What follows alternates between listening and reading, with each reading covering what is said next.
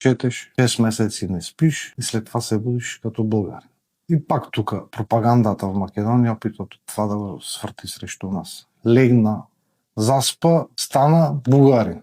Почна да си правят подигравки с нас. Обаче ти много добро кажа, че сега истината е на един клик. И младите хора, за късмет, има много млади, които искат да четат, които се интересуват. Има млади хора, които търсят документи, за да докажат произход за българско гражданство. Се случило човек на 20 години да оди при баща му, който е наш близък човек, и да му каже, че дядо ми бил българин, прадядо ми българин. От всички страни българи в семейството. Намерил покани за сватба на български книжове. От дядо ми и от баба му. Казва, значи ние сме българи, бе, какви македонци. Въпреки това ние не им браниме на хората там да се чувстват каквото искат.